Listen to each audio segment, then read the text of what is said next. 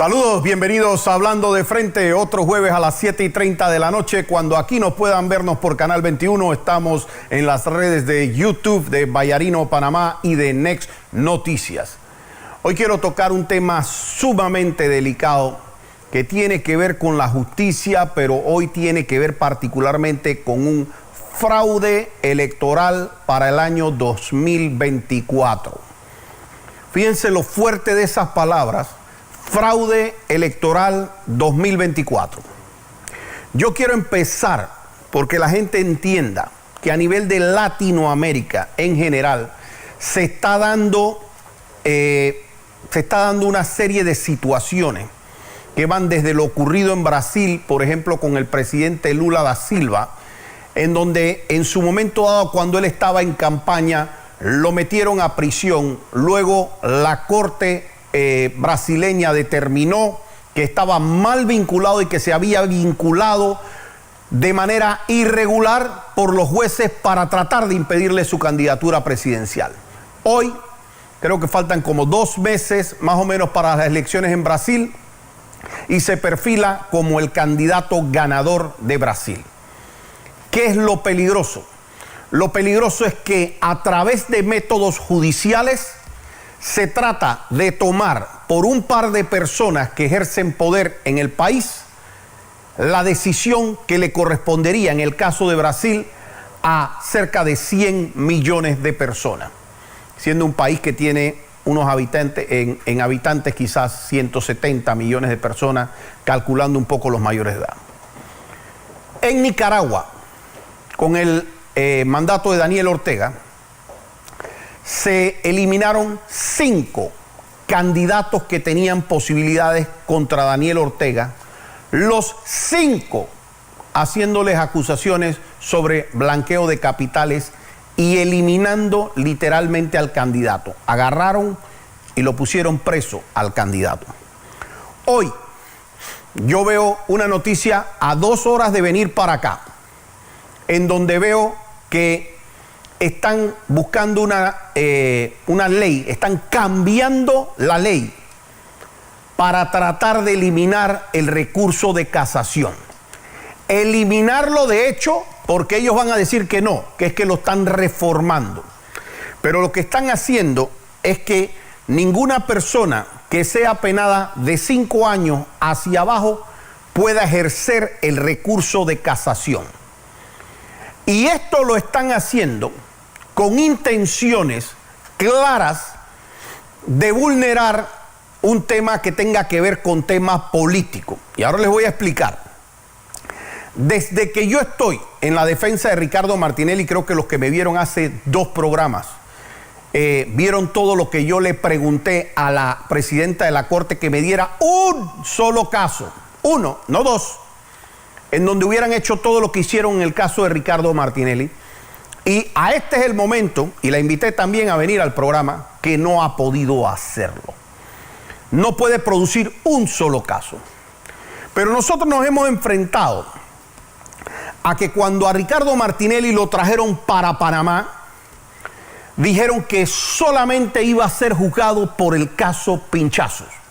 Eso es lo que era el principio de especialidad, lo que dijeron aquí en Panamá. Ya existía el proceso de New Business, el proceso de Odebrecht, el proceso de todo esto. Y Panamá le dijo a Estados Unidos, por el único delito que vamos a juzgar a Ricardo Martinelli es por el caso Pinchazo, que es el que tenemos toda la evidencia en contra de Ricardo Martinelli. Hicimos un primer juicio.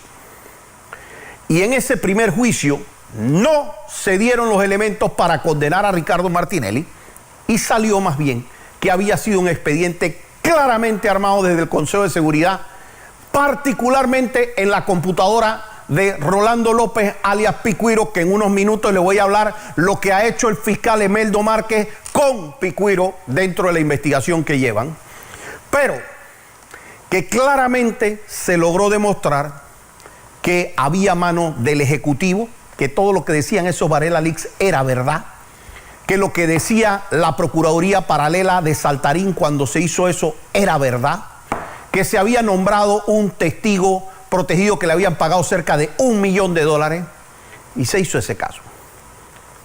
perdieron ese caso. Nosotros ganamos el caso. Y mandaron a hacerlo, fíjense esto, mandaron a hacerlo 2 veces el mismo caso. Como no quedaron contentos con ese caso, con el resultado de la segunda vez, que también volvieron a perder y también quedó en evidencia toda la forma en que habían manipulado ese caso, entonces decidieron que mejor no le iban a hacer caso al principio de especialidad. Pero en vez de cumplir con el protocolo de vamos a buscar a través de un juez para agarrar y pedirle al Estado del que fue requerido las formalidades para tratar de quitar el principio de especialidad, dijeron, no vale el principio de especialidad, no lo vamos a hacer. Por supuesto, nosotros seguiremos peleando eso y lo vamos a pelear internacionalmente también de ser necesario. Pero lo que les quiero decir es las irregularidades. Ahora fíjense ustedes, aquí se dieron una cantidad de casos relacionados a todos los supuestos elementos que traía el Ministerio Público, y ustedes vieron casos del PAN, de Financial Pacific, de Caja de Ahorro, de instrumentos musicales, de bolsa de comida, etc. Todos los que a usted se le pueden ocurrir. Esos juicios fueron juzgados por los juzgados existentes al momento que entró Juan Carlos Varela. Había del juzgado 1 al juzgado 16. Del juzgado 1 al juzgado 16. Y los casos se le empezaron a caer uno por uno. Absoluciones, sobreseimientos, nulidades, uno a uno se le fueron cayendo. No con un juez, no con un tribunal superior, sino que iban con cualquiera de los jueces que iba pasando eso, con cualquiera de los magistrados del tribunal superior y arriba. Entonces, no estaban logrando nada con esos jueces. En el año 2017, en el gobierno de Juan Carlos Varela, ¿qué hacen? Crean el juzgado 17. 17 que le hacen llamar después 18 también.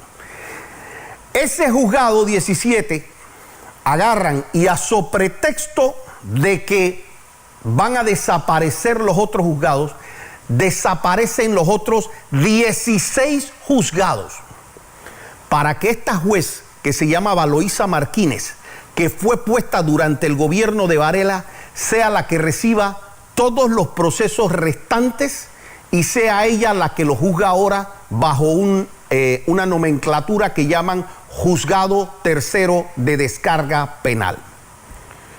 La ley, la Constitución y los convenios internacionales dicen que el juez que lo va a juzgar a uno tiene que ser juzgado, tiene que estar en el puesto, tiene que existir ese juzgado antes de que se haya producido la investigación y el hecho por el cual a usted lo van a investigar. Y el objeto de hacer eso es que usted no puedan precisamente hacer eso, que digan 16 jueces no me gustan, quiero ponerte yo a mi juez y vamos a ver qué pasa entonces con esa jueza.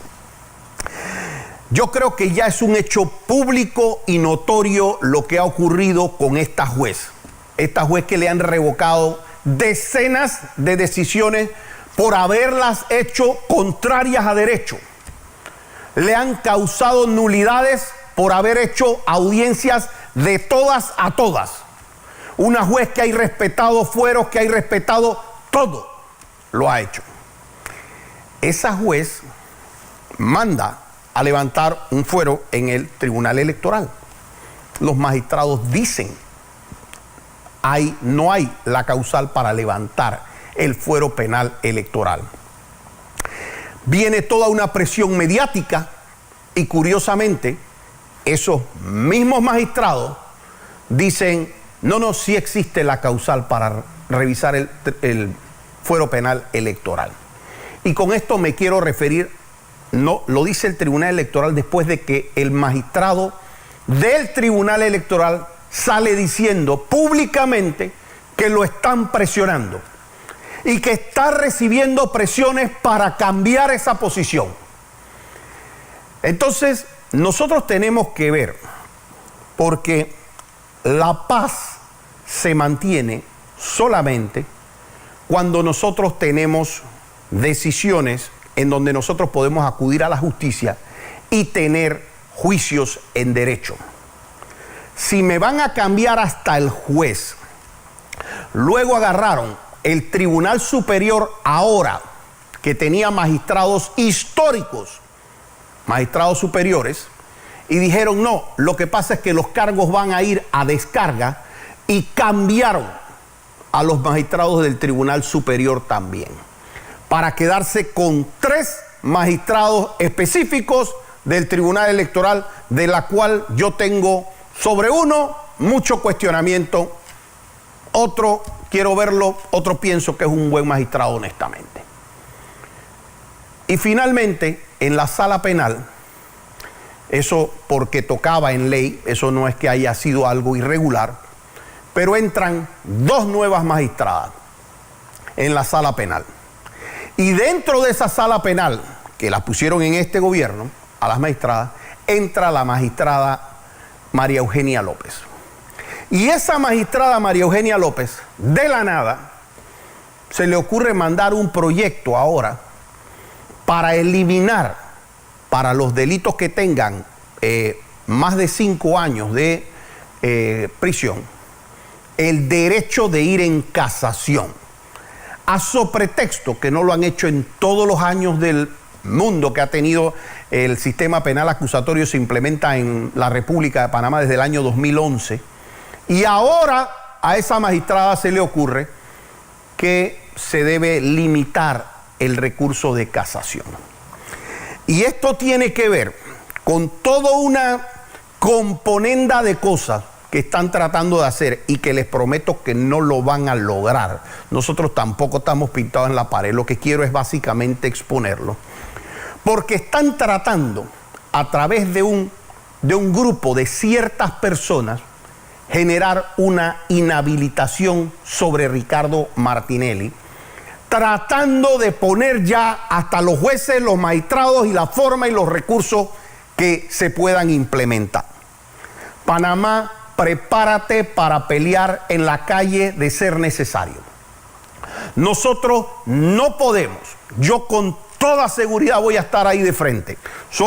Sabemos lo que tenemos que hacer. Nosotros no nos vamos a dejar ejercer una justicia como la que hicieron en Nicaragua, en donde agarraban aquí al contrario político y simplemente vamos a limitarlo con lo que sea, porque no les interesa ni siquiera meter preso a nadie, les interesa simplemente limitarlo. Entonces, Panamá, prepárate para pelear, porque tú no puedes permitirte un sistema de justicia en el que te cambien los fiscales, los jueces, el proceso, en donde no se respete el principio de especialidad, en donde si te hicieron 2 juicios y lo pierden, tratan de seguir haciendo más, y así hasta llevar 25 procesos. A las personas que están haciendo esto, y que sabemos que hay gente que influye desde el órgano ejecutivo, desde el Ministerio Público, desde el ámbito empresarial, en los propios magistrados de la Corte algunos, no hagan esto, no ensucien el sistema para tratar de afectar a una persona. Es lo peor que ustedes pueden hacer. Ustedes el día de mañana van a necesitar ese mismo sistema, van a necesitar que ese sistema tenga garantías. Ustedes, varios de ustedes, tienen muchos elementos para ser procesados. Y varios de ustedes van a querer tener un sistema que los proteja, un sistema que tenga garantías y un sistema que no ande extorsionando a las personas judicialmente. Y ahora me quiero referir a esas extorsiones judiciales. Nosotros tenemos un sistema de justicia que tiene actualmente jueces y magistrados. Gran problema, es el gran problema de la justicia panameña, o por lo menos uno de los más grandes. Jueces y magistrados que son interinos. ¿Qué quiere decir eso? Que pueden ser nombrados o destituidos de a dedo. En las fiscalías en el Ministerio Público tenemos fiscales interinos. De hecho, tenemos un procurador interino, suplente, llámenlo interino. ¿Por qué interino? Si el procurador hace algo que no le guste a alguien en el Ejecutivo, al día siguiente lo pueden votar. ¿Y cómo lo votan? Nombrando a una persona arriba de él y él deja de ser procurador. Entonces, en un día pueden salir del procurador. Y cuando a mí me enseñaron de chiquito que el que manda no es el que nombra, sino el que vota. Entonces, si yo puedo agarrar y puedo nombrarle a alguien arriba al procurador, el procurador lo voy a tener intimidado para hacer lo que me dé la santa y regalada gana, porque él sabe que a donde haga algún acto de investigación en contra de mi gobierno, yo agarro y le pongo un procurador encima. El día siguiente deja de ser procurador y de hecho deja de ganarse también el salario. Los fiscales de este país están iguales. Y entonces los traen a los cargos, Fiscalía de Crimen Organizado, fiscal de droga, fiscal de lo que sea, y también están de a dedo. No están bajo una carrera judicial. ¿Y qué implica esa carrera judicial? Implica que ese fiscal llega ahí por sus méritos, concursa, presenta las capacidades que tiene, presenta su pasado, presenta su currículum, la experiencia que tiene, compiten, se saca puntaje, hay un comité que revisa esto y la persona es designada en ese puesto. Y luego que es designada, el superior inmediato no lo puede quitar por capricho. Tiene que hacerse un proceso por alguna falta que va a juzgar otra persona que no va a ser ese superior inmediato. Entonces esa persona siente que tiene independencia en sus decisiones. Ese juez o ese fiscal, a pesar de que tiene un superior, si el superior le dice, oye, condéname a ese, no señor, yo tengo que ver las pruebas. Absuélveme a ese, no señor, yo tengo que ver las pruebas.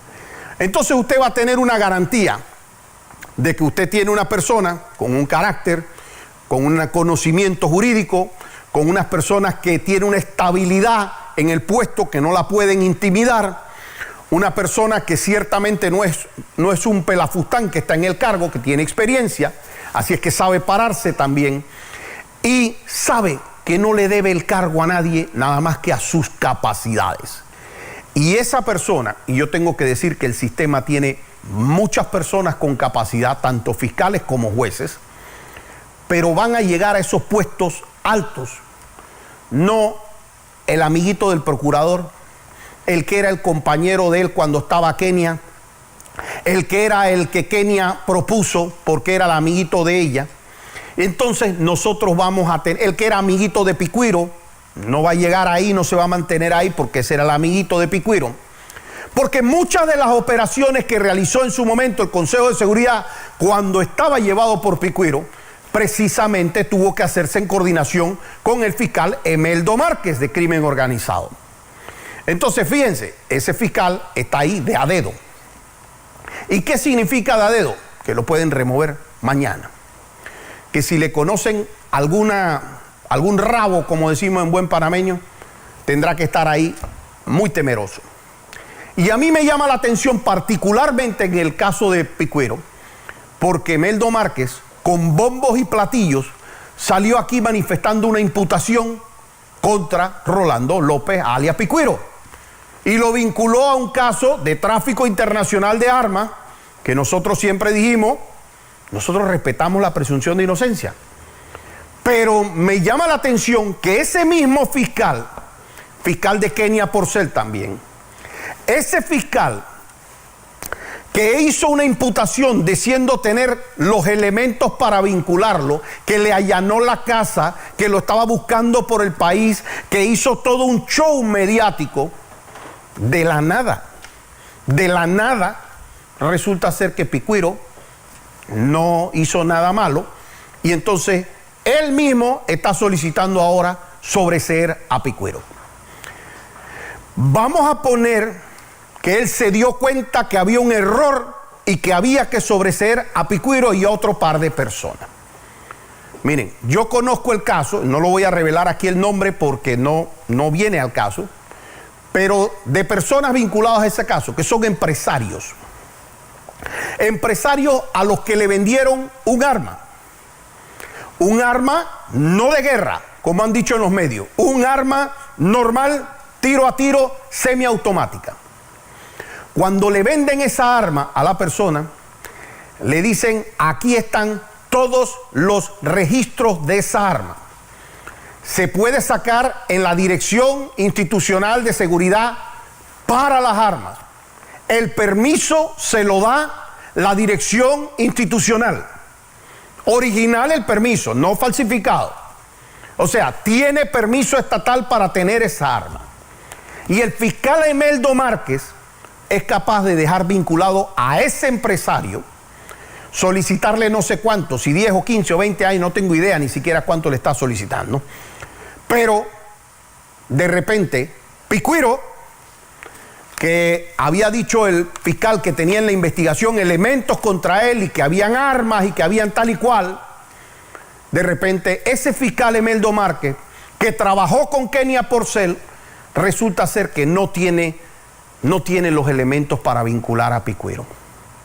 Y yo responsablemente voy a pedir toda esa investigación y el escrito de acusación, porque aquí lo voy a debatir ampliamente sobre ese tema, porque lo que es bueno para el chancho tiene que ser bueno para la chancha. Y usted no me puede decir a mí, es que lo que pasa es que el empresario hizo algo malo, que es el menos que pueden vincular, porque para mí el señor Rolando López, que obviamente no me cae bien, pero para mí el señor Rolando López era una de las personas que más conocimiento podía tener de temas que tienen que ver con armas, porque era el secretario del Consejo Nacional de Seguridad. Entonces, si él tiene que tener todo el conocimiento de cómo funciona esto, yo no sé cómo es que fue sorprendido en su buena fe. Yo no sé cómo es que, es que si tenía un arma y la devolvió, entonces cómo es que no se configuró un tema delictivo. No lo sé todavía, voy a averiguarlo. Pero lo que sí pueden tener por 100% seguro es que aquí vamos a revisar esa decisión de Emeldo Márquez.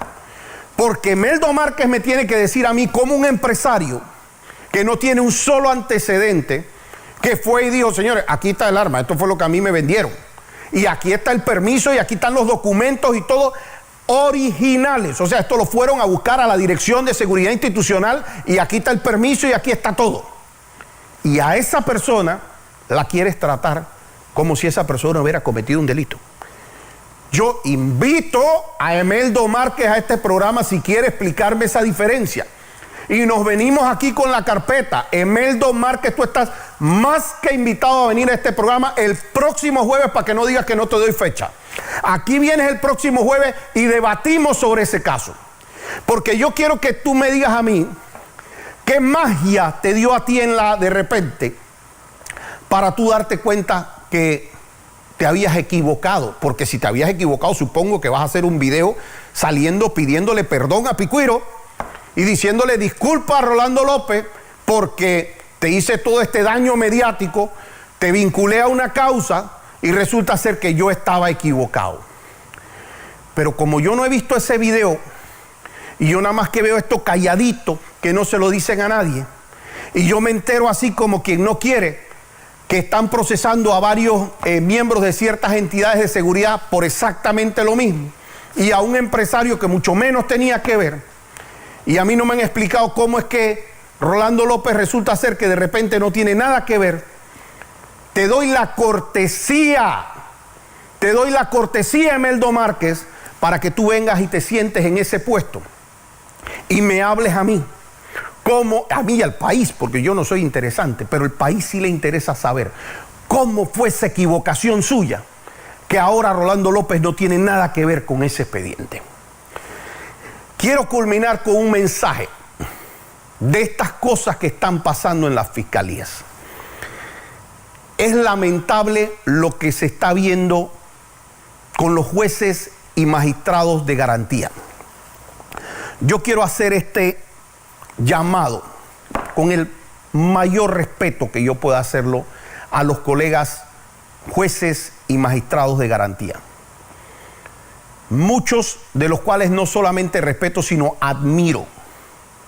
Pero lo que hoy día está pasando con el sistema de justicia en Panamá es realmente inaceptable y solamente ustedes pueden hacer un cambio sobre el sistema. Nosotros estamos teniendo personas que están vinculando a expedientes solo y únicamente a través de informes anónimos. La Corte ya ha dicho que los informes de la policía no son más que meros indicios. Pero ¿qué está pasando?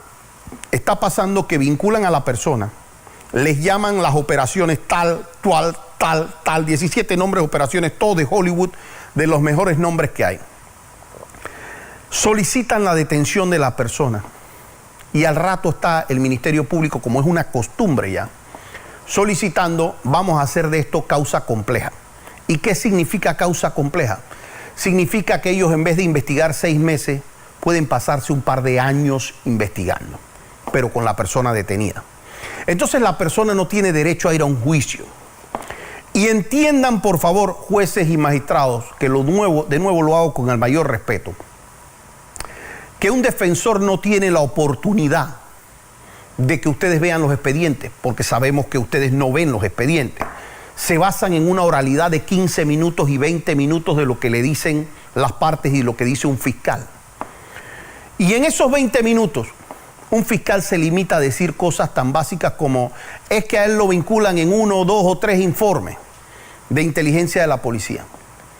Y los magistrados y los jueces, por tener un apuro, porque tenemos que ir a hacer otra audiencia, porque tenemos, y entiendo que ellos tienen una agenda que cumplir, pero están debatiendo los años de libertad de una persona o los años de no libertad de una persona.